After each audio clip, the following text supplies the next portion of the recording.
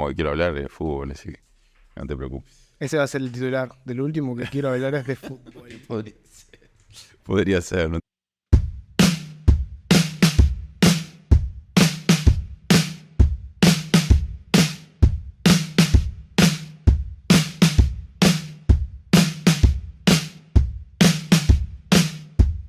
Tincho, ¿cómo andás? ¿Cómo andás, Jorge? ¿Todo bien? ¿Todo bien? Pues es que alguien me hizo notar que en este tipo de entrevistas que estoy haciendo, esta es la tercera, ¿no? No hay una intro. Y me dijeron, no decís quién es la persona con la que estás si no la conozco. Soy intransigente, no voy a presentar. Pero si te digo, ¿cómo prefieres que te presente? ¿Periodista, periodista deportivo, relator? ¿Cuál te gusta más de las etiquetas? O sea, hay dos fórmulas que, digamos, creo que están bien, cualquiera. Una es un periodista que relata fútbol y la otra es comunicador, que en algún momento me parecía un poco ajena cuando empecé a estudiar comunicación hace mucho. Yo quería ser periodista. Pero con el tiempo me di cuenta de que es el paraguas que nos cubre a la totalidad de las personas que trabajamos en esto. Después cada uno se especializa, uno o una se especializa un poco más en unas cosas o en otras. Pero todas las personas que trabajamos en la comunicación y que nos expresamos en la comunicación, somos comunicadores y comunicadoras. Así que con el correr del tiempo me he ido reconciliando con esa expresión. Para mí, comunicadores, te conduzco todo. Es tipo, puedo hacer chivos, puedo hacer programas especiales, puedo estar en un programa en la mañana Forma Magazine, como te puedo hacer una nota a un político. Para mí, comunicador es todoterreno. Periodista lo veo más acotado. Por ejemplo, periodista no te hace, capaz no te hace el magazine, ponele. O no te hace determinados chivos, o no se ensucia un poco con determinadas cosas, ¿no? Me da un poco esa sensación de periodista versus comunicador. Sí, el periodismo implica un ejercicio intelectual y unas tareas básicas, ¿no? De estar en contacto con la noticia, de ir a buscarla, que la persona que comunica no necesariamente hace. Ese Cacho de la Cruz, cuando conducía el show del mediodía, era un comunicador, pero no estaba haciendo periodismo. Ojo, una persona que de repente se sienta frente a una cámara en un informativo y se limita a leer copetes que quizá ni siquiera escribió, yo creo que si tiene un vínculo con el periodismo lo tiene un poco de costado, ¿no? Para que alguien sea periodismo tiene que participar. El teleprompter, decís. Bueno, sí, o el papel, lo que vos quieras, pero digo, para que alguien sea periodista tiene que participar de alguna manera en el proceso de generación de la información, ¿no?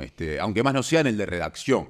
Yo hago algunas de esas cosas, pero hay otras que hago que se empiezan a alejar de eso. Por eso lo de comunicador con los años me empezó a resultar grato, digamos.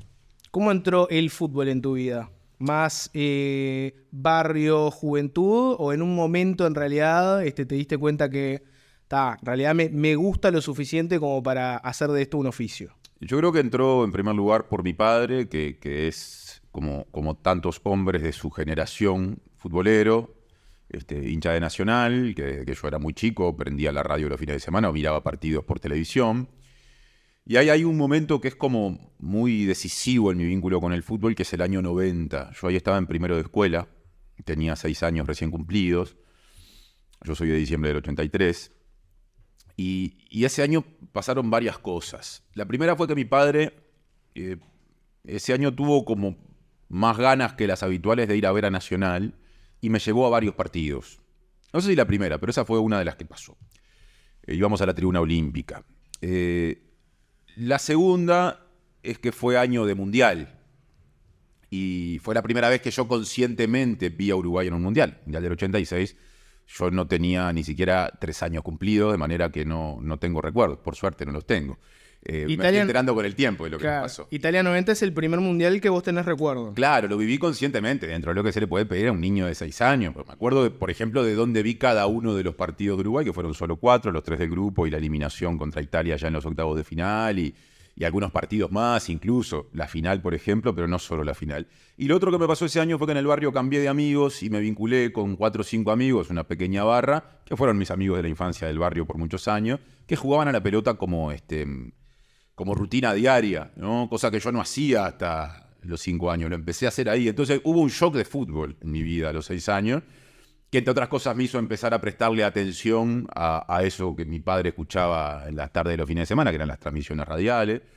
que hizo que los domingos a cierta hora, de no darle pelota al fútbol, pasar a estar pendiente del último bloque del Polideportivo en Canal 12 para ver los goles, porque en el último bloque pasaban los goles, y eso llegó para quedarse, claramente. ¿Tuviste una época de enfermito, de estar todo el día en la rosca de miro fútbol, escucho transmisión, escucho comentario, me peleo con determinados periodistas, me encanta? ¿Tuviste esa época o en realidad lo viviste más tranqui? No, tuve esa época, sí.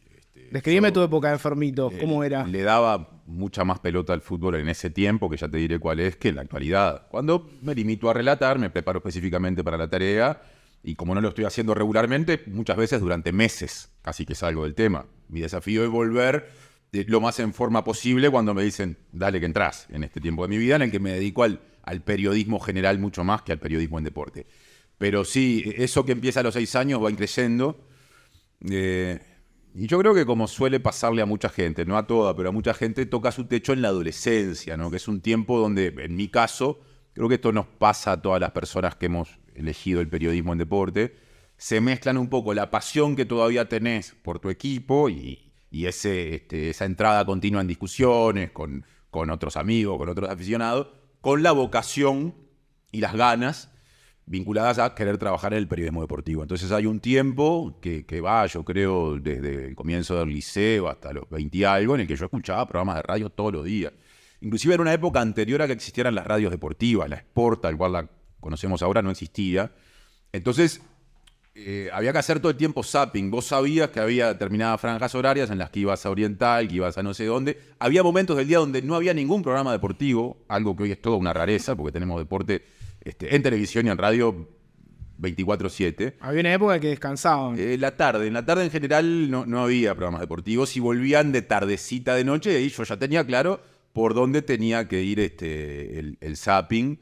Y bueno, con los años empecé a sacar la cabeza hacia afuera de eso, y le agradezco mucho, o me parece que le tengo que agradecer mucho a mi familia, que siempre fue una familia con componente futbolero como el que te describí, pero con otros intereses, que hicieron que nunca perdiera de vista que había en la vida otras cuestiones que con el tiempo son aquellas en las que desde la comunicación he terminado trabajando más.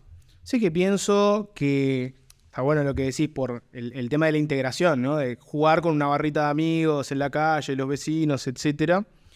En realidad lo que te iba a preguntar primero tendremos que hacerle un prólogo. Vos sos a nivel mundial, digamos, ¿cuántos relatores fuera del closet abiertamente gay hay?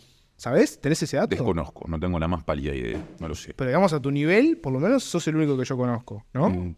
Habría que definir cuál es mi nivel.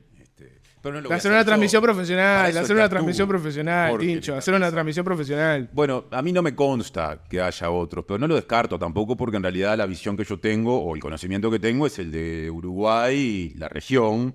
Yo no sé qué pasa en Europa, donde incluso hay una cantidad de medios muy potentes que simplemente no los seguimos desde acá por diferencias idiomáticas, culturales, porque cumplen otras agendas, otros torneos. No sé qué pasa en Estados Unidos, no sé qué pasa en Australia. Entonces, me parece que hay que tener el paraguas a mano, porque debe haber algún caso, más por un tema de probabilidad simplemente. Ahora, lo que seguro es que nos sobran los ejemplos. No, claro. Eso seguro. Y eso te lo decía un poco para introducirte esta pregunta. El fútbol es un gran integrador en la infancia, en la adolescencia, te rescata muchas amistades, cosas para hacer, etcétera. Pero claro, mucha gente LGBT lo vive al revés, ¿no? Como que lo sienten como que es una expulsión, o que son discriminados, o que es un ambiente hostil, y están como un poco peleados con el fútbol. ¿Vos eso lo percibís o yo estoy equivocado? Sí, que hay mucha gente que te dice, el fútbol, la verdad que es nefasto, expulsa, machirulo, lo más lejos que lo pueda tener, mejor. Quienes hablan de ese Uruguay que en algún momento generó el concepto a comienzos del siglo XX de la sociedad hiperintegrada, dicen, sí, es cierto, en algunos aspectos con posibilidades de vinculación social y a partir de ahí de movilidad mayores a los que tenían los países de la región en ese tiempo, ¿no? Donde había en muchos casos dificultades de desarrollo muy acentuadas, muy mayores a las que tenía Uruguay, pero al mismo tiempo muy cruel con los que no se adaptaban a esas condiciones, ¿no? Esa doble condición de la uruguaya. Y en la masculinidad uruguaya, el fútbol es un poco eso. El fútbol es un mundo en el que si entras, en la medida en que te adaptes a cierto código, que yo no idealizo, podés desarrollar una actividad social que capaz que permite que tengas amistades hasta el final de tu vida, además de lo que implica la adrenalina de jugar, aunque más no sea con amigos, ni siquiera te digo de competir formalmente, ¿no? Más no sea como fue mi caso, en la calle, en la esquina, pero también es tremendamente cruel con quienes legítimamente no se adaptan porque no les gusta ese deporte, como a mí no me gusta, qué sé yo, el tenis, ¿no?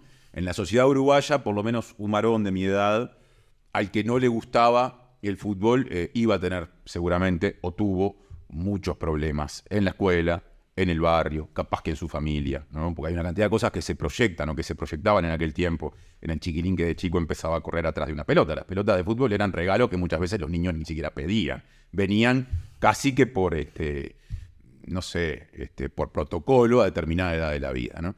Entonces sí, pasa eso con el fútbol y hay una parte importante de los hombres que, más allá de la orientación sexual que tienen, no se familiarizaron con ese formato de masculinidad, que lo han sufrido enormemente. Yo creo que lo siguen sufriendo hoy, pero me parece que menos. Quiero decir, creo que hay espacios, o más espacios, por lo menos en mi isla costera de Montevideo, para esas masculinidades. No sé si decirles disidentes, eso capaz que es todavía un poco más, pero no tradicionales, si nos guiamos por el requisito de que te tiene que gustar el fútbol, que los que había en mi tiempo, ¿no? Creo que hay otros márgenes.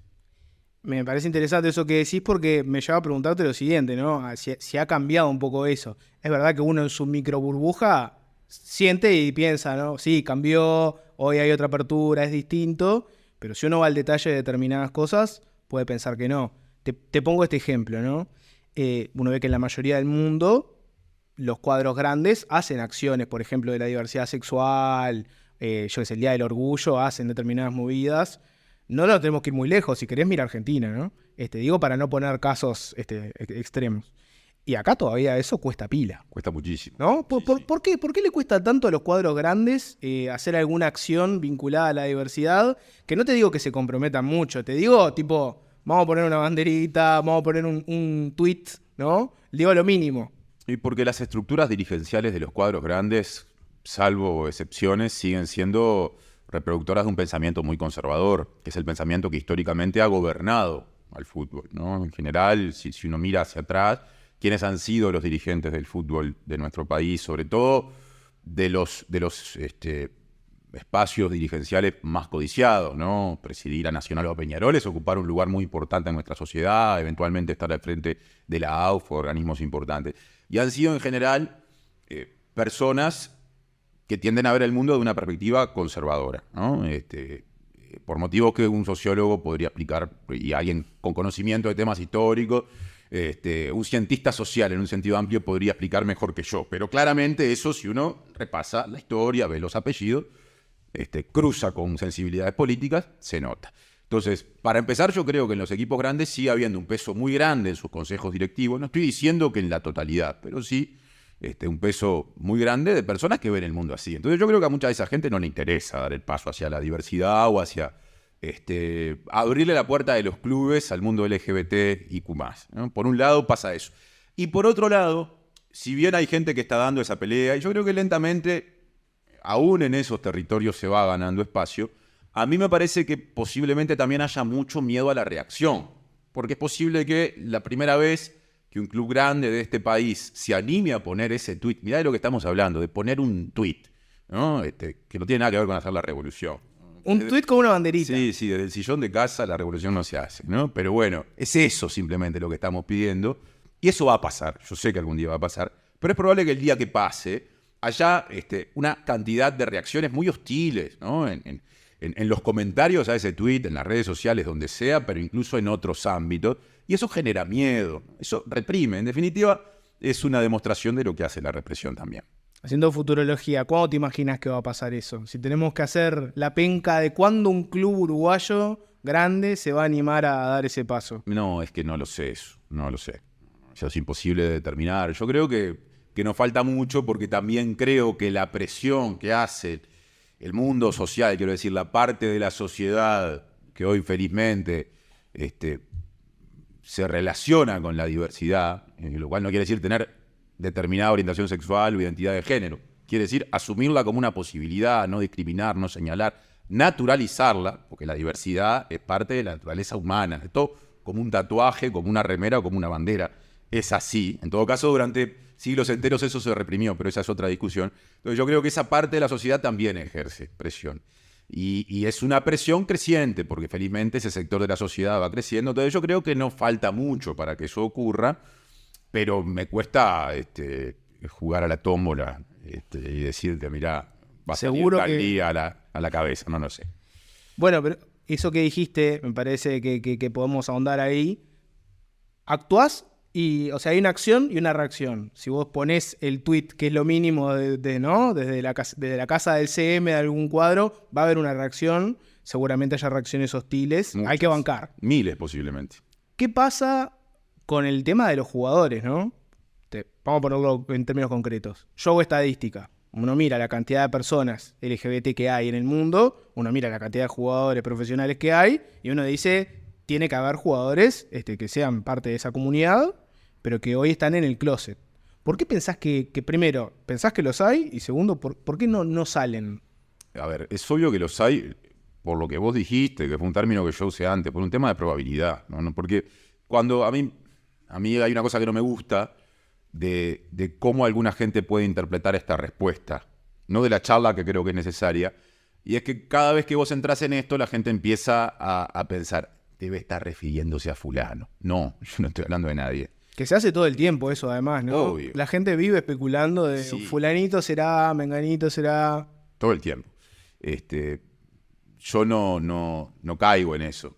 Para empezar, porque le tuve mucho miedo a eso durante el tiempo de mi vida en el que yo no hablaba ni vivía públicamente mi orientación sexual. Entonces trato de no reproducir eso, que es muy humano. En el fondo tiene que ver con el chusmerío, que es algo que nos corta, nos cruza, es transversal y que todos de alguna forma reproducimos. Capaz que esa parte, como en algún momento yo la sufrí, yo me cuido mucho de no ejercerla, digamos, ¿no? Pero, Hablando en genérico, sin entrar en ningún sí, caso particular. exacto. Entonces, por eso mismo, hablando en genérico, yo creo que por un tema probabilístico es obvio que hay mucho, pero también es una señal muy clara de lo potente que es esa violencia y esa discriminación propia del mundo del fútbol, que nadie se anime a decirlo. Es una locura pensar que en este país yo soy la única persona vinculada al fútbol gay. No, por supuesto que no. No sé cuánto tiempo faltará para que empiecen a vivir su vida abiertamente otras personas que de repente han pasado por cosas parecidas a las que yo pasé, pero está claro que hay todo un sistema que oprime mucho, porque si no, no se explica. En tu caso, ¿cómo fue esa salida del closet? Que me imagino que tenía doble ámbito, ¿no? Tenés el ámbito, si querés, del periodismo en general, y después tenés el ámbito del periodismo deportivo, que es otro mundo aparte, con todos los códigos del fútbol y mil cosas más. Sí. ¿Cómo se dio ahí? Con el periodismo en general nunca lo crucé, para empezar porque cuando yo encaré esa etapa de mi vida, que fue empezar a comunicarle a la gente querida y cercana cuál es mi orientación sexual, yo todavía no hacía periodismo general. En cambio, día a día trabajaba en el periodismo deportivo, iba los fines de semana siempre a distintas canchas, estaba en contacto con colegas mucho más que ahora, de otros medios, qué sé yo. Entonces, yo tengo la impresión, no lo sé esto, pero mirando hacia atrás, que los temores que me generó pensarme afrontando esa diferencia con respecto a ese mundo tan misógino, tan machista, tan homofóbico, tengo la impresión de que eso me hizo perder algo de tiempo, que en todo caso difirió o estiró en el tiempo una decisión que de repente en otras condiciones menos hostiles, no conmigo, sino con lo que yo íntimamente sabía que era y que sentía, podría haber tomado antes en mi vida. No digo que haya sido el único elemento que lo difirió. Hay cuestiones que están desde la familia, desde el barrio, en la cultura, en lo que ves en televisión, cuando vos prendes la tele y ves que la mitad de los chistes son de putos o se imita todo el tiempo al hombre afeminado, incorporás desde niño, que ahí hay un territorio que bueno, que si pisaste va a generar problemas, ¿no? Y cuesta mucho tomar el valor para dar el paso. En mi vida, claramente, el vínculo con el periodismo deportivo fue uno de los elementos que le puso más peso a esa mochila, sin duda. Ahí tenemos que ir a, por ejemplo, hablar del chiste el chiste de puto, el chiste de trolo, etcétera. El fútbol tiene todo un folclore específicamente en eso, ¿no? ¿Folclore o homofobia? Porque viste que mucha gente lo que dice es, no, bueno, no me trate de homofóbico, esto es parte del folclore, siempre se dijo así, siempre se juega con él, pero yo no discrimino, pero está en la cancha, si grito algo, en realidad no tiene nada que ver con una discriminación por orientación sexual, etcétera. Sí, ojo con la idea del folclore para justificar cualquier cosa, ¿no? Porque entonces folclore es hacer un chiste de puto, folclore es reírse de una muerte, ¿no? Folclore es decir que se va a prender fuego tal o cual estadio. Me parece que ahí entramos en un terreno poco delicado, ¿no? Pero es interesante la comparación, porque es verdad que todos como sociedad capaz hemos interiorizado que ya no es folclore reivindicar un asesinato, pero no se ha interiorizado que no es folclore hacer cánticos tratando de puto a alguien, ¿no? Bueno, yo no creo que todos en la sociedad hayamos interiorizado que no es folclore festejar asesinatos, porque lo siguen festejando miles de personas en determinadas tribunas, en Uruguay, en Argentina, y seguramente en otros lugares también, donde se reproduce ese vínculo con el deporte, que no es histórico, eso se fue construyendo con los años, ¿no? Tendríamos que hablar de la cultura de las barras y toda una serie de cosas que han pasado. ¿No te parece que cada vez son menos o siguen teniendo una fuerza importante? No lo sé. Honestamente no lo sé. Quiero creer que sí, pero no sé si en una cantidad importante. Yo creo que esa aguja no se ha movido demasiado. Pero lo que quería decir es lo siguiente. Yo tengo la capacidad de darme cuenta de que no todas las personas que mecánicamente cantan una canción que dice la palabra puto en algún lado son homofóbicas. De hecho, por el propio proceso que viene desarrollándose en nuestra sociedad y poco a nivel global, por lo menos occidental en los últimos tiempos, es muy probable que muchas de esas personas no solo sean gays o bisexuales, lo que fuere, sino que además deben tener muchos vínculos, y en muchos casos muy queridos, con personas que ya viven abiertamente una orientación sexual que no es la heterosexual. Entonces, yo no puedo ser tan lineal de decir si canta una canción que dice puto es siempre homofóbico. No, yo creo que hay gente que a veces pierde de vista lo que está acompañando con su canción, o siente que en realidad eso es parte del folclore y no lo problematiza como yo, pero hay otra parte de la gente que no, que sigue efectivamente sintiendo que ser homosexual es un disvalor y que por ende canta esa canción y usa ese tipo de metáforas. Hay un glosario muy amplio en ese sentido, desde la convicción de que está bien señalar al otro, a la alteridad, a la otredad, como el puto. Puto es el otro, se dice muchas veces, para intentar definir en pocas palabras cómo, sobre todo la cultura de las barras bravas, trata de definir a la rivalidad y de señalar al que no pertenece, al que está en la vereda de frente. Claro. Blanqueando un poco, yo cuando quise contar que era bisexual, me asesoré con Tincho Asesoramiento. Cobré muy barato. Cobró barato, Tincho, sí, claro. Y con el chiste, con los chistes de ese tipo, ahora tengo una relación que, claro, yo me retrotraigo. Vos hablás de tiempo perdido, ¿no? Claro, lo que pasa es que yo, si bien defiendo a full la libertad de expresión, me pasa que, claro, lo que pienso es, cuando vos haces constantemente ese tipo de chistes, la gente lo que termina interiorizando es, claro, o sea, yo después voy a salir y me voy a poner a ser el objeto de burla de alguien. Ese es el problema que me parece que hay. Y a veces son comentarios que ponele que pueden ser hasta bien intencionados. Te voy a poner un ejemplo, ¿no? Una persona, gente de bien, que ante una persona LGBT, ponele trans, ponele lo que quieras, te hace algún comentario que es una, bueno, pobrecito, salió y todo lo que tiene que luchar, o bueno, si fuera mi hijo, qué difícil sería, no sé qué. La compasión. La compasión. Y vos lo que interiorizás, me parece, es, claro, yo no quiero ser el objeto ni de la compasión ni del chiste de nadie. Ni de la violencia ni de la lástima. Sí, claro. Sí, claro. También en un momento de la vida, y es capaz que es lo mejor que yo puedo ofrecer, más allá de todo este palabrerío, lo voy a decir delicadamente, porque yo soy un informativista, no puedo venir acá a decir ordinarieces, aunque alguna creo que ya se me escapó, pero... Como relator podés decir ordinarieces. Te empieza a importar poco en un momento. Y acá ustedes, yo voy a hacer un silencio, pueden imaginarse lo que hubiera dicho y no quise decir. Perfecto. Te empieza a pasar eso. Y eso es maravilloso, porque no de ninguna forma subestimo a eso que yo mismo viví como problema, y yo colaboré para que fuera un problema, ejerciendo las mismas violencias en otro momento de mi vida, sobre algún compañero de clase, o siendo cómplice de la barrita que se reía de. Yo soy parte también, fui parte también de esa construcción. Entonces, entiendo el problema desde distintos lugares, porque estuve en distintos lugares de ese mostrador terrible. Pero también, ahora que estoy y que hice un proceso largo, puedo decir que en la medida en que puedas, encontrando la gente que te pueda acompañar bien, con cierta seguridad, porque no es igual para todo el mundo esto, ¿eh? En la medida en que puedas transitarlo, en un momento es muy lindo sentir que nada de eso te afecta, que ya no te hace ni cosquilla. Y es lo mejor que en definitiva nos queda, o por lo menos yo siento que es lo mejor, más allá de los conceptos que me queda a mí y que puedo compartir. Sobre todo pensando en personas que hoy pueden tener en su cabeza los dilemas que tenía yo. El tema fútbol, política y derecho, viste, de la diversidad, tuvo un foco fuerte en el Mundial, ¿no? Porque fue un Mundial en Qatar, y que por un lado vos ves que la FIFA cada vez está como intentando tener acciones, viste, que llámale blanquear, llámale propaganda, llámale como quieras, pero quieren mostrar que son una organización que acepta la diversidad sexual. Pero al mismo tiempo tenés la paradoja enorme de hacer un mundial en un país que sabés que reprime la diversidad sexual. Vos estuviste en Qatar, ¿no? Sí. ¿Cómo fue tu experiencia ahí?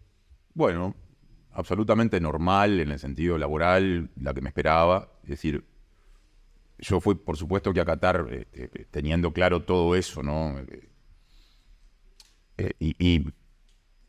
Y advirtiendo el uso absolutamente conveniente de ciertos términos vinculados con la tolerancia y la integración de la gente vinculada a esa gran sociedad que conformaron Qatar y sus autoridades con FIFA, ¿no? Entonces el discurso infantino, el día de la inauguración, cargado de... Yo soy inmigrante, entonces entiendo Sí, que... claro, cargado de referencias en las que, sin decir aquello por lo cual a Qatar se lo señala, claramente aludían a eso para tratar de hacer un lavado de cara de todo eso. Por supuesto que no me gustó. Pero después lo que viví en el mes que estuve ahí fue lo que esperaba. Yo no me esperaba ir a un país donde hubiera hombres pegándole a las mujeres en las calles. Estaba todo muy cuidado. Por supuesto, no me esperaba ir a un lugar donde fueran las personas anfitrionas hostiles con quienes estábamos vestidos de saco trabajando para la televisión, yendo y viniendo, cubriendo las cuestiones del Mundial. El periodista uruguayo se mamó tranquilamente sabiendo que es un país que en teoría no puedes tomar alcohol. O sea, Bueno, vivías un pero- micromundo donde podías jugar a todo. Pero, ¿O no era tan así? A ver, yo he visto muchos más periodistas uruguayos mamados en otros lugares que en Qatar. Tengo que empezar por decirte la verdad. Bien. Pero el alcohol se conseguía igual. Había que tener determinados contactos. Hay gente que aparte normalmente en la organización habitual catarí, olvídate del Mundial, tiene determinadas licencias que le permiten acceder. De manera que están las leyes y están las trampas, incluso legales, las que tienen ropaje legal. Y después están seguramente las trampas ilegales en un mundo en el que hay una cantidad hasta de tecnología puestas al servicio de conseguir aquello que no se puede conseguir. De hecho, en nuestra sociedad se consiguen muchas cosas que legalmente nadie podría vender y sin embargo están allí, se consumen, circulan. Imagínate en Qatar con toda la plata que se mueve ahí. Claro, con controles mucho más severos, mucho más férreos, que pueden costarle capaz que la vida a alguien, pero también con unos niveles de desigualdad, o por lo menos de acumulación de poder en algún sector de la sociedad, que es el que manda, que seguramente habiliten a que lo que se quiera tener se tenga independientemente de lo que digan las normas, por inspiradas en determinados conceptos religiosos que puedan estar. Pero lo que quiero decir es, yo siempre sentí que el problema de Qatar no iba a ser lo que yo iba a ver en la calle, sino lo que pasa de las puertas de las casas para adentro. Y me parece que eso es lo que el Mundial no mostró, porque el Mundial muestra otra cosa, muestra a la gente interactuando en un clima festivo. Normalmente, si me guío por los torneos que he cubierto, digamos, y por lo que cuentan otros colegas, cuando hay un torneo de este tipo, la gente en cualquier lugar del mundo, me pasó en Rusia, mirá qué antecedente, estuve en Rusia y en Qatar, me pasó en Qatar, pasa en otros lugares, tiende a ser hospitalaria, entonces es muy difícil que pueda haber situaciones de hostilidad cuando uno está simplemente circulando, a lo sumo tomando algo, comiendo algo en un bar. El tema es lo que pasa cuando el Mundial se termina y lo que pasó incluso durante el Mundial en aquellos ámbitos a los cuales no accedían las cámaras de la televisión o la cobertura. Creo que ahí está la verdad de esa forma de organización social. ¿Cómo el fútbol le lava la cara siempre a las peores cosas del mundo, ¿no? Pienso en el caso de Qatar, ¿no? Inmigrantes ahí con el pasaporte retenido, muertos por construir estadios. El caso de Rusia es interesante. Bueno, pero pensá en Videla y Argentina 1978. Pensá en la década del 30, en uno de los 2 mundiales que gana ahí consecutivamente Italia, después del primero que ganó Uruguay, organizado por Mussolini. Y hay miles, y no solo el fútbol, también los Juegos Olímpicos han sido usados muchas veces en ese sentido. Yo parto de una base. Todo torneo deportivo importante, todo torneo deportivo internacional, es decir, donde participan los países, las nacionalidades, donde se pone todo eso en juego, donde hay estados que organizan, aunque más no sea un sudamericano de un deporte muy menor en 3-4 días, son expresiones políticas. Claro, cuando esas expresiones o cuando esos torneos son desarrollados por tiranías o por dictaduras, evidentemente es donde surge el problema de que eso puede ser usado para lavarle la cara a un régimen que capaz que ha cometido durante mucho tiempo crímenes muy severos, ¿no? Ahí también se da otra cuestión, y es que los mundiales de fútbol se han vuelto una cosa tan grande en términos organizativos y tan consumida en tanto show o espectáculo, es decir, mueven tanta plata, se requiere tanto dinero para hacerlo, que cada vez son menos los países que los pueden organizar. El sueño Uruguay 2030. Bueno, esa es una prueba, ¿no? De hecho, el Mundial de 2030 va a tener partidos en muchos países, aunque formalmente la organización va a ser de 3. España, Portugal y Marruecos, ¿no? Se va a jugar en 3 continentes distintos. Puede haber partidos en Sudamérica, muy poquitos, simbólicos, lo que ya sabemos. Partidos en África y partidos en Europa. Vos te das cuenta a lo que se ha llegado para poder sostenerlo. Entonces, en un mundo en el que hacer un mundial cada vez es más difícil, viene Qatar, que billetera tiene de sobra. De hecho, le mató el punto a lo que invirtió Rusia 4 años antes, pero por varias veces, ¿no? En inversión.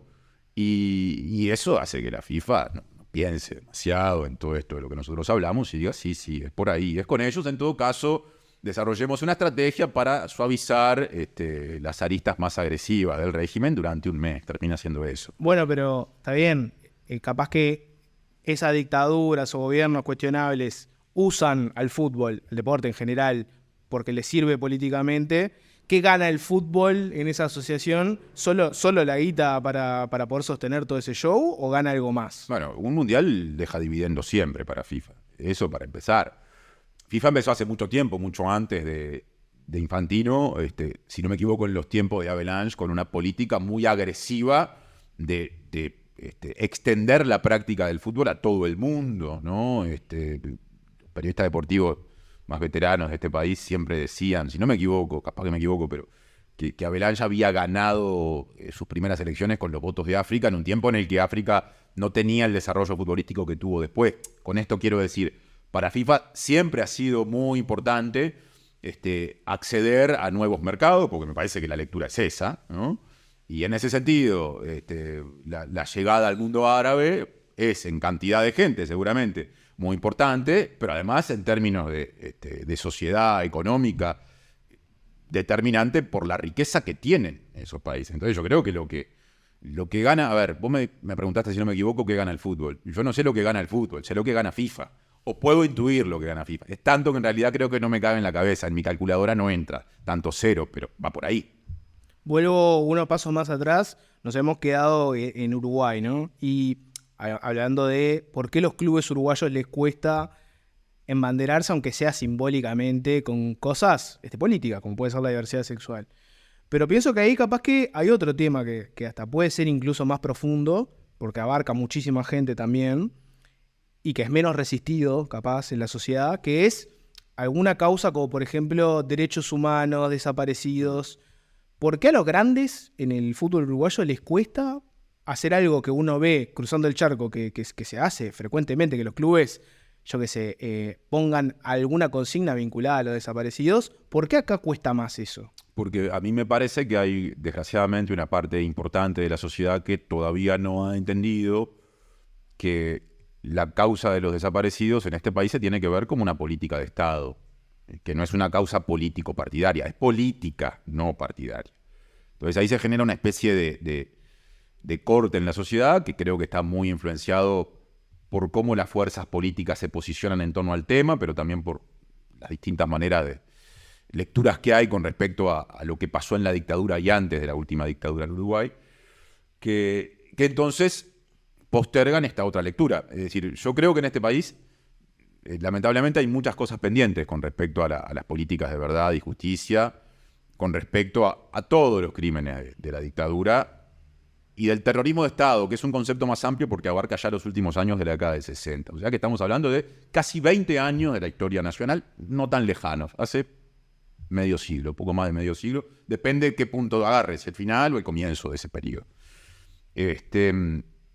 Creo que falta mucho. Pero también creo que en los últimos 20 años, si bien se hizo poco, se hizo más que en los 20 anteriores de democracia, del 85 al 2005, y se han dado algunos pasos que incluso en un tiempo de alternancia política, se fue el Frente Amplio, llegó el Partido Nacional, se han mantenido. Por ejemplo, las políticas de búsqueda. Las búsquedas hasta el año 2005 no existían en Uruguay, no existían en predios militares ni en otros predios. Bueno, hoy se mantienen, ¿no?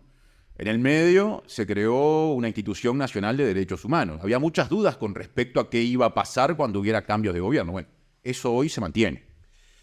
En el medio se creó una Secretaría de Derechos Humanos para el pasado reciente que depende de Presidencia de la República. Se creó bajo un gobierno del Frente Amplio. Este gobierno la mantuvo. Así surgen muchas discusiones, no faltan lecturas de personas que dicen sí, hay cosas que se mantienen pero que no están funcionando como deberían. Yo puedo aceptar alguna de esas observaciones, habría que verlo bien.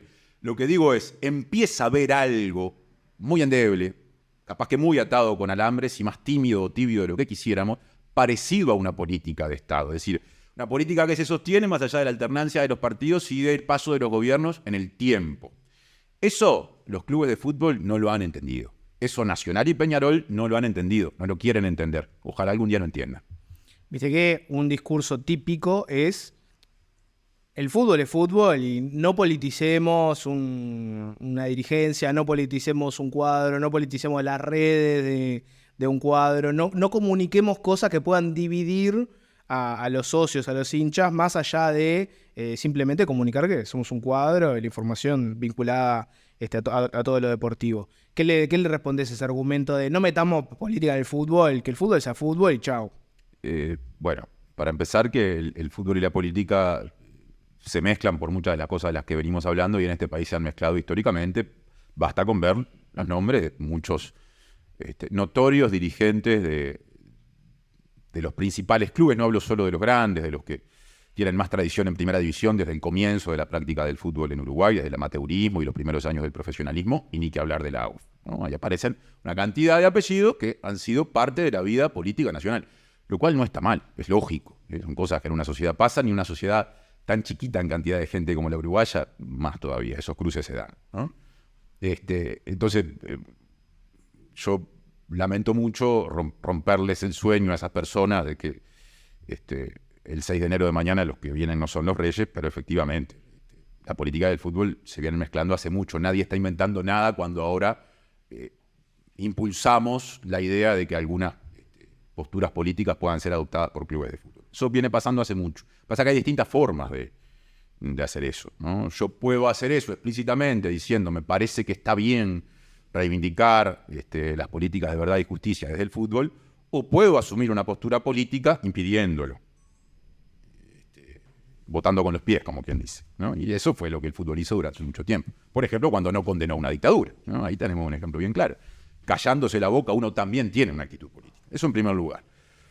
En segundo lugar, esa indignación me parece muy selectiva, porque surge cuando discutimos la diversidad en el fútbol, el reclamo de verdad y justicia en el fútbol, pero no surge, o me parece que muchas de las personas que dicen esas cosas no las dicen cuando Rusia invade a Ucrania y salen algunos equipos diciendo no a la guerra. Eso también es una postura política, que yo comparto, pero no entiendo por qué esa no se cuestiona y las otras sí. Claro, te entiendo. Pienso que ahí también tenés hasta otro dilema extra, como vos te debes de acordar mucho mejor que yo. No sé si no fue Peñarol el que tenía el dilema de en la lista de socios tener represores o gente vinculada con la dictadura, y tuvo todo un debate de si hay que sacarlos del padrón y hay que eliminar los nombres o no. Y había gente que lo que argumentaba es, no, bueno, podrán haber sido represores, pero eran hinchas y socios del club. ¿Cómo los vamos a sacar si ellos formaban parte también de nosotros? Ahí tenés un ejemplo muy claro de cómo esas cuestiones políticas a veces te llevan a un debate rarísimo, ¿no? Que no darías en ningún otro ámbito de la sociedad. Sí, claro. Y está bien porque el fútbol va muy atrás en esa, no sé si decirle evolución o en ese cambio, ¿no? Es como el último vagón del cambio siempre el fútbol. Es el vagón que viene cargado de piedra, que quiere trancar al tren, ¿no? Creo que ni la locomotora de UPM consigue mover. No llega. Entonces, claro, recién ahora estamos empezando a cuestionarnos algunas cosas, ¿no? Como que lo que sea. A un tipo como Gabazo lo saquen de un padrón social cuando estamos hablando de la persona que tiene más procesamientos por crímenes gravísimos y condenas en la historia nacional. Yo creo que fue un paso adelante el que dio Peñarol, por lo menos, o algún sector de la hinchada y de la dirigencia de Peñarol en ese momento, y que tiene que haber más en ese sentido. ¿Cómo vivís el periodismo del lado más político ahora, no? Porque pienso que mucha gente hoy probablemente te conozca más en tu faceta de periodista en TV Ciudad y no necesariamente tu faceta de relator. Sí, bueno, eso no deja de ser una conquista, porque yo siempre quise, o no sé si siempre, pero a partir de un momento determinado que me cuesta encontrar, no sé si fue cuando todavía estudiaba o ya en los primeros años de trabajo, sentí la necesidad de ir hacia el periodismo general sin dejar el trabajo periodístico en deporte y en particular el relato. Entonces ahí surge aquello del periodista que relata, que fue una de las dos posibilidades que te ofrecía en el comienzo de la nota, ¿no? Por un lado la definición de comunicador y por otro lado esa que es un poco más sofisticada, capaz. Y para mí es un logro haber llegado al trabajo en periodismo general, que ahora, o hace ya 6-7 años, desempeño en la conducción de un informativo en TV Ciudad, pero que bueno, lo he hecho en otros ámbitos y lo haré en otros también. La idea es seguir haciéndolo y la vida laboral es bastante dinámica. Disfruto mucho la conducción del informativo, disfruto mucho el trabajo previo en la redacción, donde colaboro con la gente que está más tiempo haciendo eso, en la producción también, en la elaboración de la noticia que después damos. Lo disfruto mucho porque siempre tuve inquietudes sociales y políticas, y también porque creo que es un trabajo que en términos intelectuales me estimula y me exige más que el que hacía cuando trabajaba diariamente en periodismo deportivo. No hablo solo del relato, ¿no? Cuando estaba todos los días de repente en programas deportivos, haciendo tareas de producción también, buscando información, redactando noticias, pero sintiendo que todo se acotaba a unas lógicas que se repetían mucho, ¿no? Empezaba la semana, entonces el lunes había que decir que el cuadro había hecho trabajos regenerativos, el martes empezaba a esbozar algo del cuadro que iba a jugar el fin de semana, miércoles, jueves empezaba el técnico a parar el equipo y el viernes dabas el probable equipo y comparabas esos 11 con los 11 del partido anterior para decir que entonces Peñarol o Nacional este domingo podría tener 2 cambios. En la defensa, fulano por mengano, en el medio, sultano por perengano, y en el ataque la duda es tal. Bueno, eso se me volvió muy repetitivo. Ya estabas cansada. Estaba muy cansado eso. Ahora lo hago con los ministros. No, mentira. Pero a lo que voy es a que... Pero no hay temas que son...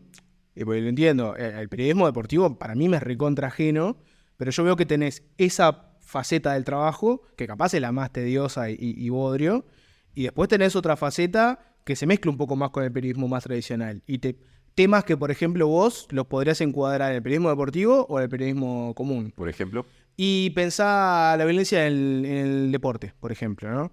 Que es algo que a mí, como fenómeno, está claro que sobrepasa el deporte en sí mismo, porque es un tema de seguridad, y tenés a la calle Pou hablando, por ejemplo, no, quiero un fútbol que no tenga tejido, un fútbol que no tenga separación de hinchadas, mi proyecto es tal, ¿no? Tenés por un lado políticos con declaraciones de ese estilo, tenés episodios puntuales para analizar, pero es muy difícil para alguien que no conoce el fútbol entender ese tipo de fenómenos. O sea, si viniera un extraterrestre acá que nunca sabe mucho de periodismo y no sabe lo que es el fútbol y le decís, mirá, acá es un juego donde en realidad hay hinchas que ven el juego, pero tiene que haber una separación porque en realidad los matarían. Tenemos que separar a los dos porque si no es un quilombo. Lo que te quiero decir es que veo temas que trascienden lo deportivo, pero el que no tiene un poco de conocimiento de fútbol o deporte en general, le cuesta mucho abordarlo, ¿no? Sí, los hay, pero no son los que predominan. La agenda de la competencia deportiva y de las variables deportivas, de la preparación de los equipos, de eso que es muy importante para los equipos, pero que yo sufría mucho como periodista, que es el periodo de pases, cuando empiezan los rumores, hay que llamar dirigentes. Todo eso tiene un peso muy grande que a mí no me gustaba mucho. Y por más que yo hice cotidianamente periodismo deportivo en 13-0, que es un lugar abierto a esos otros encares, yo creo que en el concierto general del periodismo deportivo, esos otros encares o esos temas que son más de la agenda social o política, entran menos a los programas y me parece que cuando entran tienden a abordarse de formas que no son las que a mí me gustan. ¿Cómo se tendría que abordar, por ejemplo, el tema violencia en el fútbol? Y bueno, yo creo que el periodismo deportivo tendría que animarse a hablar más con los políticos, con los cientistas sociales, no sé, a salir de su burbuja. Y uno de los problemas que ha tenido, que incidió mucho en mi estrategia de salir de la burbuja, fue que históricamente se movió como una isla, ¿no? Hablábamos recién de política y deporte, ¿no? Yo escuché en ese tiempo de enfermedad por los programas deportivos que te definí, de la adolescencia y por ahí, pero decenas de veces a periodistas deportivos en distintas discusiones, cuando se bordeaba ese límite, porque había un tema que de repente los llevaba a salir de la agenda estrictamente deportiva, a atajarse y decir, no mezclemos política con deporte. Bueno, hace falta mezclar más. Yo creo que mezclar más enriquecería al periodismo deportivo y por ende a las audiencias, pero se ha hecho poco. Históricamente la crónica deportiva ha vivido siempre un poco al costado del resto del ejercicio periodístico. Y me parece que eso no es bueno, por lo menos a mí no me gusta. ¿Por qué pensás que no se soluciona el tema de la violencia del fútbol uruguayo? Y capaz voy al revés, una pregunta nefasta para hacer, ¿no? Pero vamos para la otra. Hay otros países que parecen haberlo más o menos solucionado, más allá de episodios puntuales de inseguridad como puede haber en cualquier ámbito de la sociedad. ¿Por qué acá no? Bueno, ahí habría que hacer un primer ejercicio y es tratar de categorizar los hechos de violencia de este momento en comparación con los que había hace algunos años, ¿no? Yo tengo la impresión de que por allá por el 2016-17 se tocó fondo porque no solo había hechos de violencia en las afueras de los estadios, sino que hubo varios episodios de partidos que debieron suspenderse o que no se jugaron por cosas muy graves que pasaban adentro. Ahí de alguna forma se resolvió una larga pulseada que en aquel momento tenían los gobiernos del Frente Amplio con la dirigencia del fútbol vinculada al derecho de admisión a quien se hacía cargo de eso, se incorporó tecnología, cambió el régimen de venta de entrada y en los años posteriores hubo, digamos, una capacidad de control de la violencia dentro de los estadios mayor que la que se venía dando hasta ese momento, pero no se superaron los problemas de violencia más allá, porque la violencia es algo que brota por los poros, que se cuela por otros lugares. La violencia no es solo la tribuna, ¿no? Por no meternos en la discusión con respecto a que violencia puede ser un cántico también, no necesariamente o solo un golpe, ¿no? En todo caso hay distintos niveles, pero obviemos eso. La violencia puede estar a la vuelta del estadio, puede estar en los barrios en los que las barras saben que se encuentran aunque no haya un partido. Ha habido episodios trágicos vinculados a eso, está en las redes sociales. Y en definitiva es un fenómeno muy metido en una sociedad que tiene una cantidad de problemas comparables con los que tienen otras sociedades, por lo menos occidentales, que ha encontrado en el fútbol un vehículo para muchas cosas, ¿no? El fútbol ha sido un vehículo para que los sectores populares encuentren una práctica de esparcimiento en su tiempo libre cuando nacieron las 8 horas de descanso hace mucho tiempo, pero también ha sido un vehículo para expresar determinada violencia que se ejerce en lo micro, en el forcejeo, permitido no tanto por el reglamento dentro de una cancha, pero que también en lo macro adquiere estas otras formas cuando empiezan a jugar las hinchadas como grandes protagonistas. Y yo no creo que sea tan fácil cambiar eso en la medida en que no cambiamos cuestiones que están en la base de la sociedad. Ahora, ante ese problema puede haber un fútbol que todo el tiempo diga, no es mi culpa, es culpa de la policía o del gobierno, yo me limito a esto, yo no tengo nada que ver con las barras, yo no sé quiénes son los barras, cuando en realidad sabemos que hay vínculos. O puede haber un fútbol que dentro de su campo de acción colabore. Y yo creo que al fútbol le ha costado históricamente mucho colaborar. Para empezar, porque seguro que no es fácil. Por más que vos tengas la voluntad, cuando ya hay un problema instalado, empezar a colaborar con la justicia o con la policía, eso te puede costar mucho en tu propia seguridad personal, en señalamientos, en pasarla mal. Pero para seguir, porque creo que hay mucha gente dentro del fútbol que no tiene una visión particularmente crítica de eso. De hecho, se han visto muchas veces barras devenidos en empleados de clubes o tocando el bombo en lanzamientos de candidaturas de personas que aspiran a presidir los clubes. Entonces hay un gran problema ahí, que bueno, que si miramos un poquito más allá en Argentina es un problema mucho mayor, ¿no? Estas descripciones que yo hago son, o remiten en Argentina a problemas mucho más potentes. Podemos hablar de dos teorías, si querés.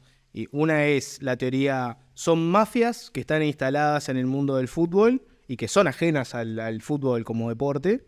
Y tenés una otra teoría que es, no, bueno, está bien, sí, pero además el fútbol a veces puede ser un vehículo para que la gente exprese ese tipo de violencia. En el sentido de genera tal sentimiento, genera tanta ira, la gente invierte tanto en el sentido de pertenencia que a veces te puede llevar a actos violentos. Me da la sensación de como que hay esas dos escuelas para explicarlo, ¿no? Mafias instaladas ajenas o el deporte tiene algo que ver. ¿Vos cómo te paras en ese dilema? Bueno, hay un componente cultural de cómo vivimos el deporte y de lo que el sentir una camiseta como un elemento decisivo de nuestra identidad en el fútbol, en el básquetbol o en el deporte popular que sea, nos hace vivir esa circunstancia que es un encuentro deportivo, digamos, ¿no? Todo por la camiseta, matar, Claro. morir por los colores de tu cuadro. Yo creo que ahí hay que hacer una asunción personal de lo que depositamos ahí, que también la tengo que hacer yo cuando capaz que me quedo sin voz por gritar un gol en una transmisión de radio. Y bueno, y quizá eso haya sido, por la vía de los hechos, la puerta de entrada de ciertas lógicas delictivas al entorno del fútbol. Vos usaste la palabra mafia, ¿no? Mafia a mí me hace pensar en crimen organizado. Yo no sé si en Uruguay hoy, a nivel de las barras, tenemos estructuras comparables con las del crimen organizado, que vaya si lo tenemos presente en nuestra sociedad, pero está claro que hay fronteras muy porosas, ¿no? Son fenómenos que se complementan, ¿no? Qué sé yo, son grupos de tareas para algunas cosas, sí. ¿Qué tipo de hincha sos? Pienso que tenés varios tipos de hincha. A mí siempre me retrotraigo a mi viejo ahí de que sufre ser del cuadro, ¿no? Es una persona de Peñarol que cuando ve un partido no lo noto disfrutar nunca de lo que está viendo. Por más que gane su cuadro, es muy autocrítico de todo lo que está pasando, se enoja, cada pelota perdida es un drama, y el gol es, bueno, por lo menos metimos uno. Y después tenés el otro que no, que al revés, que disfruta todo, que le encanta, que es capaz de en la peor situación salir adelante. ¿Vos como hincha, qué tipo de hincha sos? No, era capaz que hasta la adolescencia, un hincha que sufría mucho determinados partidos y que tenía algunas de las conductas que vos reconoces en tu padre, digamos. Eso se fue enfriando cuando empecé a trabajar. Porque me gusta mucho la parte del trabajo que es contar el fútbol y eso me hizo preocuparme mucho porque mi partidarismo no contaminara mi trabajo. Es decir, si hay un gol en la hora, aunque sea un gol del cuadro que yo no quiero que gane, yo lo tengo que gritar bien y lo tengo que contar bien.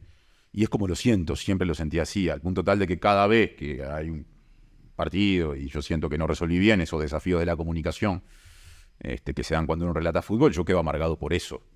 No por a quién le hicieron el gol.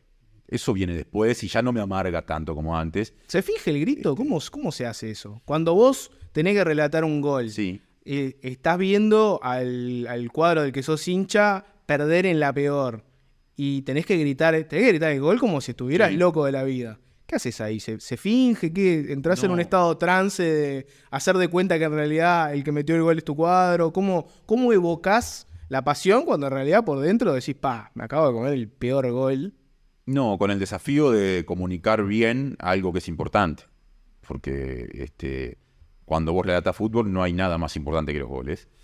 Y a mí como relator siempre me generó, me resultó muy desafiante resolver bien eso.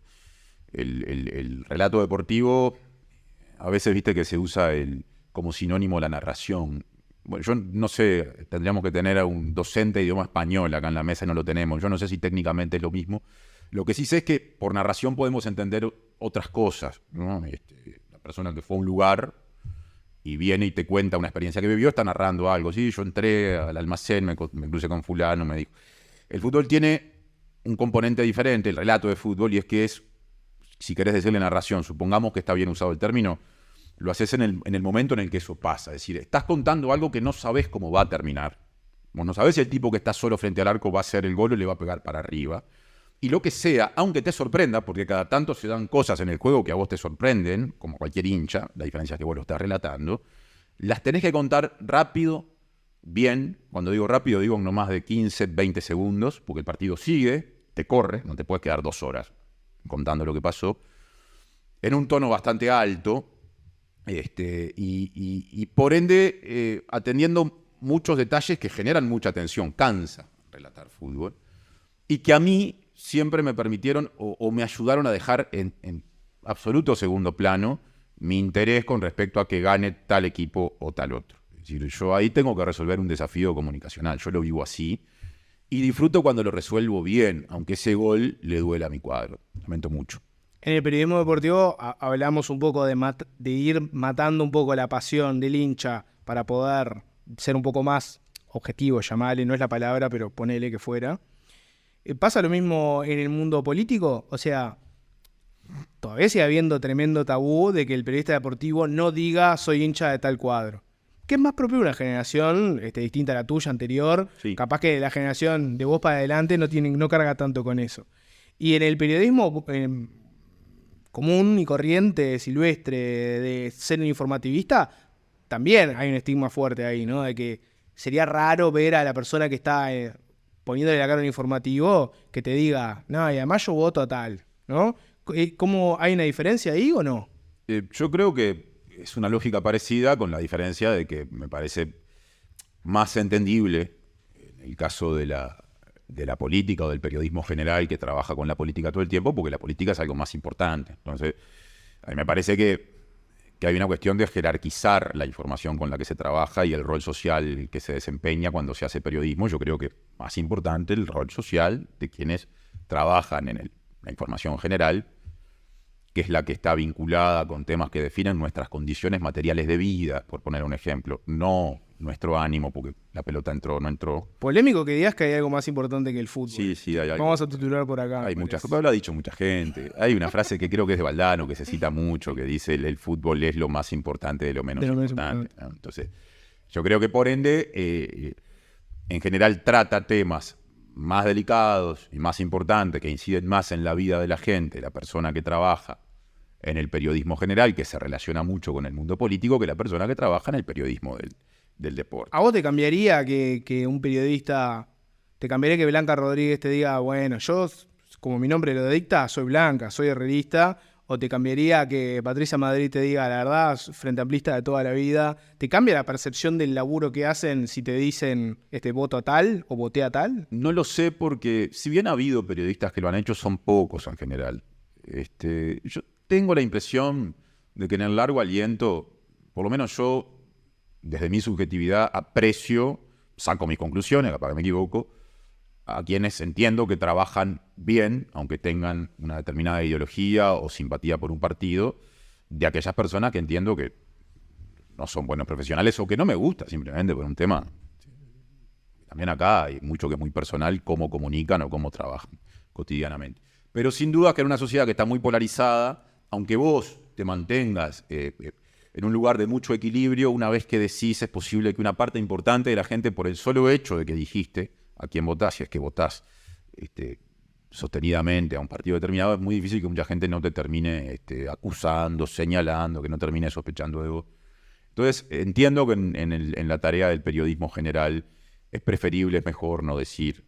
Ahora, resta más de lo que suma, digamos. Yo creo que sí, lo cual habla de la sociedad en la que vivimos. Sería muy lindo vivir en una sociedad en la que eso no pasara, pero bueno, nos pasan estas cosas. Pero me interesa decirle a la gente que la mayoría de los periodistas tienen claramente una afinidad política, de manera que, aunque no lo digan, sepan que lo son, y con derecho, porque son ciudadanos, ¿no? Es decir, que ejercen su ciudadanía como cualquier otra persona cuando entran al cuarto secreto. ¿Le pasó un poco a TV Ciudad de caer en esa grieta de la suspicacia de, bueno, esto es periodismo o esto es hacer política? Viste que tenés dos discusiones ahí. Discusión número 1, debería haber medios públicos, ¿por qué medios públicos? Y ahí tenés una postura intransigente que te dice, medios públicos no, que sean todos privados. Yo no quiero poner mi plata a la intendencia y que la gasten en hacer un informativo, quiero que me limpien la calle. Y después tenés otra discusión de bueno, cómo es ese medio en sí mismo. Vamos a la primera. Sí. ¿Tiene que haber un medio municipal de la intendencia? ¿Por qué? Yo no sé si tiene que haberlo, creo que puede haberlo por la misma razón por la que hay teatros que son de la Intendencia de Montevideo, bandas sinfónicas que son de la Intendencia de Montevideo, bandas filarmónicas, orquestas filarmónicas que son de la Intendencia de Montevideo, museos que son de la Intendencia de Montevideo, un carnaval que históricamente se ha valido no solo en los años de gobierno del Frente Amplio, de aportes de la Intendencia de Montevideo, y tantas intendencias en todo el país que organizan desde la fiesta de la Patria Gaucha hasta X evento o actividad cultural. Con esto quiero decir, las intendencias no son solo el ABC que se define ahora. No estoy hablando del plan ABC de la Intendencia de Montevideo. No es solo la iluminación, no es solo... Claro. Y la limpieza. Esas son tareas esenciales, desde las cuales se parte. Es la prestación básica, digamos, ¿no? El piso básico. Yo creo que por la vía de los hechos, lo cual me parece que está muy bien, son otras cosas que muchas veces tienen vinculación con el mundo de la cultura o de las artes, ¿no? Y en general esas iniciativas son las que más cuestionan quienes están en contra de la existencia de esas políticas no vinculadas a lo básico. Y yo creo que en esa crítica pierden de vista algo que para mí es fundamental, y es democratizar el acceso a todo eso. Que si finalmente las cuestiones que tienen que ver en un sentido amplio con lo cultural se las dejamos solo al mundo privado, que tiende a pedirnos plata a cambio de... lo que termina ocurriendo es que el acceso a esas posibilidades de los sectores que menos tienen es menor. Y yo no quiero una sociedad así. Yo quiero una sociedad en la que lo público nacional, porque también defiendo los medios públicos nacionales, las radios públicas, el canal del Estado, que es Canal 5, y lo defendí siempre antes de trabajar en TV Ciudad. De hecho, en mi vida he trabajado más en el sector privado que en el público. Entonces, me parece que si no está el Estado o las intendencias, ¿no?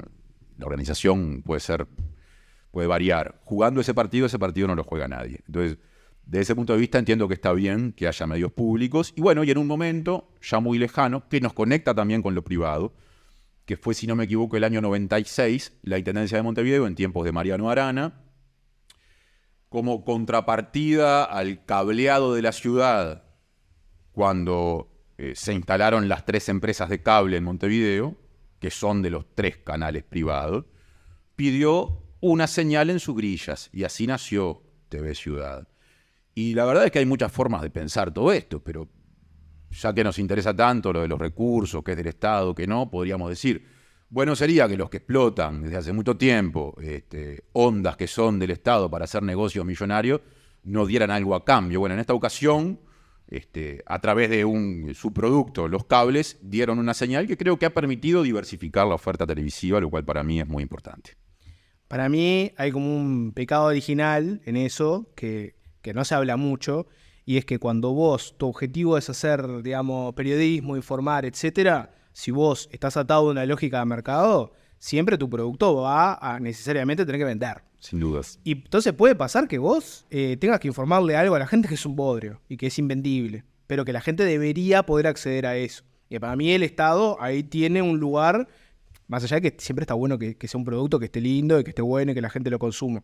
Lo que te digo es que yo pienso que tiene que haber alguien que no esté atado por una lógica de tener que salir a vender algo para poder informarle a la gente. Entonces, para mí, ahí los medios públicos tienen un lugar que está bueno, que hay que explotar. Pienso que tienen el problema de que en Uruguay están siempre atados a una autoridad política.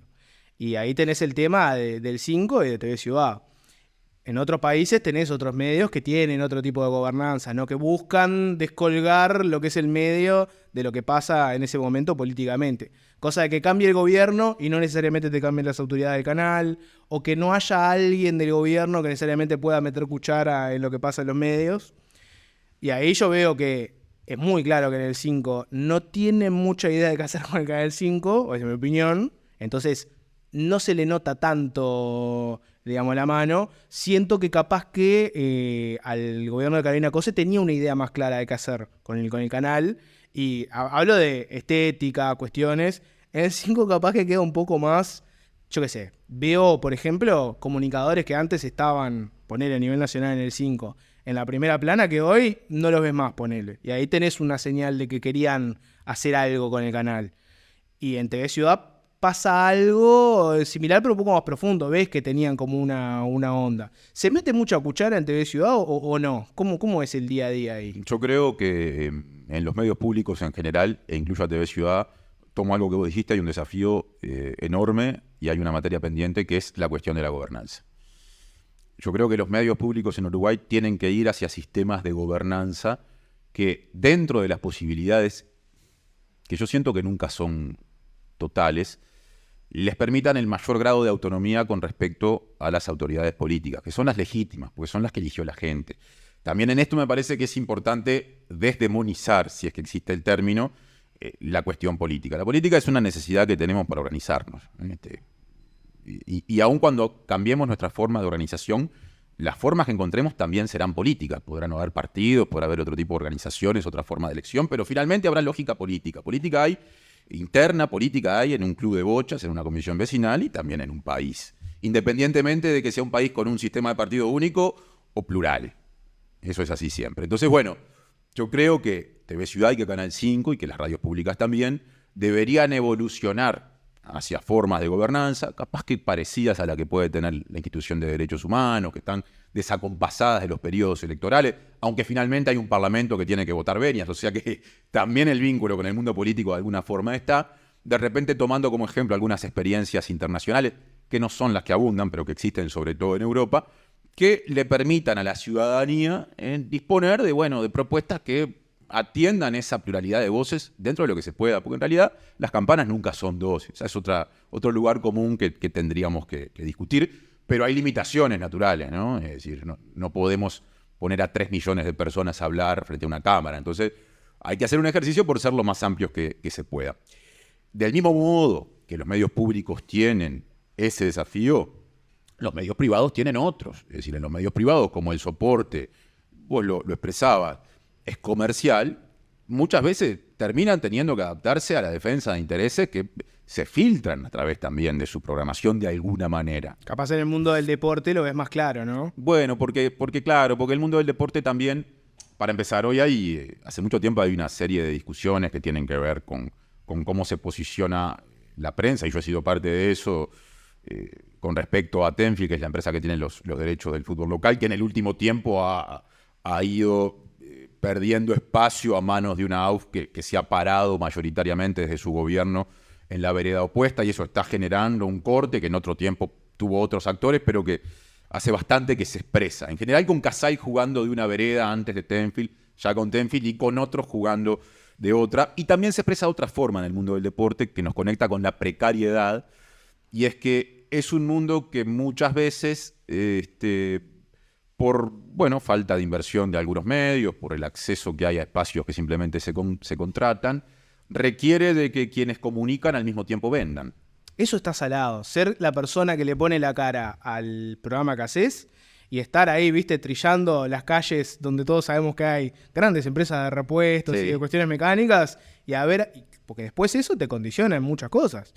El periodista deportivo es necesariamente un vendedor.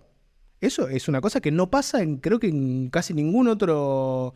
Creo que capaz que poner el mundo de carnaval puede tener algún vínculo ahí, ¿no? Pero el periodista deportivo, teniendo que salir a vender su propio programa y hablando directamente con la gente que lo va a bancar económicamente, a un periodista del mundo político le rompería la cabeza tener que hacer eso. Sí, yo creo que también hay algunos que lo han tenido que hacer, y a ver, yo no cuestiono a quienes lo hacen, porque en muchos casos, si no lo hacen, no pueden tener su programa. O sea, hay muchas transmisiones de fútbol, muchos programas que históricamente le han dado trabajo a mucha gente, que han sido espacios creativos o con aportes interesantes que han podido ser por eso, ¿no? Pero ahí hay un problema, porque si después termina ocurriendo que hay que cuestionar a la persona que ha puesto un aviso, capaz que tendemos a no cuestionarla. Capaz que hay algo que termina yendo en contra del ejercicio lo más libre que se pueda de la profesión. Ahora, en un sentido más amplio, a mí no me gusta embanderarme con conceptos como la objetividad, porque no existe, siempre hay subjetividad, aunque uno quiera hacer algo equilibrado, que es una posibilidad,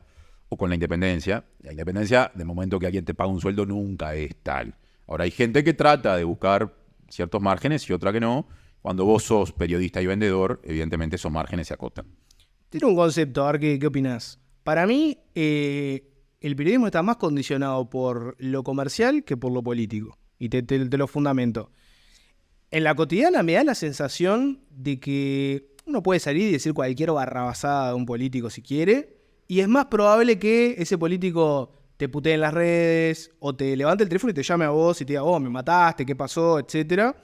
O que si lo tenés como fuente y ya desarrollaste una relación, la relación se vuelva más tirante y te deje de dar información o lo que sea. Me parece que es más probable eso. Si te metes con una empresa o te metes con un empresario, es más probable que esa persona levante el teléfono y hable con tu jefe y diga, me mató, no te pongo más pauta en tu medio o para afuera. Me da la sensación de que a veces la gente piensa que el periodismo está más condicionado por intereses políticos y que tenés políticos que te llaman a darte línea o lo que sea, y que no necesariamente se olvidan de esa otra pata más comercial y más empresarial, que es muy fuerte. Sin duda es muy fuerte. Yo no sé cuál pesa más. Llamados hay desde el mundo político y desde el mundo empresarial siempre. En todo caso, tu pregunta sirve para contar o para recordar o para explicarle a quien de repente no está muy familiarizado con todo esto, que son hechos que ocurren. Yo no sé con qué frecuencia, no sé cuánto en comparación con lo que pasa en otros lugares. ¿Te pasa que tus amigos en la cotidiana, por ejemplo, sí, como saben que laburás en un medio, ¿no?, periodista, te preguntan, che, ¿te bajan línea? ¿Te ha pasado que te pregunten, por ejemplo? Sí, claro que pregunta. La gente pregunta mucho eso. Sí, claro. ¿Qué le contestás? Y depende del momento de Depende mi vida, del día que te agarre. Sí, claro. No, yo lo que siempre empiezo contestando es que en las actividades laborales en las que estamos nosotros, siempre te llegan comentarios de lo que haces. Ahora, me parece que hay gente que ante eso se para mejor que otra. Me parece que hay lugares en los que eso pasa de un modo más agresivo y continuo que en otros.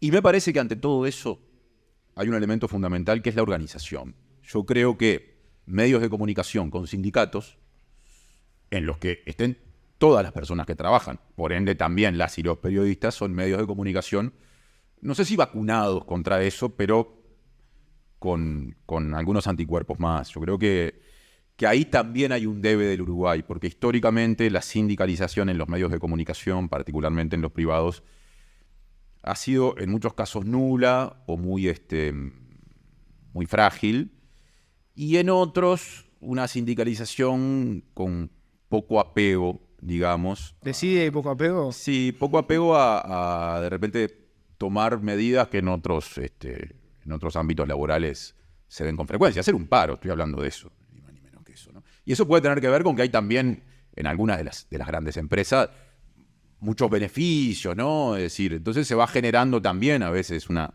cierta comodidad que hace que un reflejo propio de cualquier persona sindicalizada sea más difícil que se active. Pero en la cotidiana, si yo te pregunto, ¿laburás condicionado o de forma independiente en TV Ciudad? ¿Qué me contestás? La independencia no existe mientras alguien nos pague un sueldo. La independencia no existe mientras tengamos que vender un aviso. Lo que hay son márgenes de actuación. Yo trabajo diariamente en conjunto con compañeros y compañeras para agrandar esos márgenes. En tu visión así, me interesa cerrar por este lado, ¿no? Si yo te pregunto a nivel periodístico o político, ¿vas a sufrir o vas a disfrutar del 2024? ¿Cómo le vas a disfrutar? Porque los años de elecciones para mí son años espectaculares. Disfruto mucho el clima electoral. ¿Es el mundial del periodista político? ¿El año electoral? Bueno, está bien. Se junta lo mejor y lo peor. Sí, estamos viviendo la eliminatoria ahora con Argentina, ¿no? Porque exactamente, se ha colado mucho más que nunca el clima electoral argentino en la agenda uruguaya y nos queda justo un año antes de la elección principal de acá, aunque el ciclo electoral comienza antes porque empieza en junio con las internas. A mí me gustó mucho siempre el clima electoral desde antes de trabajar en periodismo y por ende cuando empecé a trabajar en periodismo general fue de las cosas que más disfruté. Son años, en los que hay también una declaracionitis muy fuerte que nos obliga a estar todo el tiempo peinando un poco y separando lo que vale la pena de lo que no, lo profundo de lo que es simplemente barro o acusación, que en tiempos de redes sociales también se ha metido con más fuerza que antes, que no siempre tiene que ver con las verdaderas discusiones, ¿no? Con respecto a, finalmente, ¿qué harán los partidos o las personas que accedan al poder en caso de que la gente las vote? Pero independientemente de todo eso, hay mucha información valiosa que manejar, hay instancias que pueden potencialmente ser ricas como ciertos debates. No pienso necesariamente en los debates de candidaturas presidenciales, ¿no? De personas que son candidatas a la presidencia, sino en los intercambios de ideas sobre los 3, 4 grandes temas que en cada campaña se plantean. Hay una noche que es de mucha adrenalina, que es la noche de las elecciones, cuando se conocen los resultados. Hay un campo para el análisis antes de eso, pero particularmente a partir de eso que yo disfruto mucho, acompañando a quienes saben que son las personas que analizan y no ocupando el lugar del panelismo, que me parece que en los últimos tiempos a veces ha corrido un poco ese eje. Y bueno, y todo eso hace que yo espere el 2024 desde la comunicación, desde mi trabajo con muchas ganas. El año que viene te invito y lo único que hablamos es de política partidaria. Nos olvidamos de todo el mundo de deporte, diversidad sexual, etcétera. Vamos solo a en qué anda Cabildo Abierto, en qué anda el Frente Amplio. Qué pregunta esa, ¿eh? Vamos solo por ese lado, ¿te parece? Cuando gustes. Bueno, gracias, Tincho. Vamos arriba, un gustazo. Bueno, este es el momento youtuber donde empieza el pedido de suscripción, de like, de activar la campanita, de seguirnos en redes sociales. ¿Me van a hacer pedirles todo eso? ¿En serio? ¿Tengo que hacer ese speech de youtuber? Bueno, lo hago. Dale like al video, suscríbete al canal, activa la campanita, seguinos en redes sociales, seguí a Bueno y seguí a Vamos al Hueso en Instagram. Dale, ponete las pilas.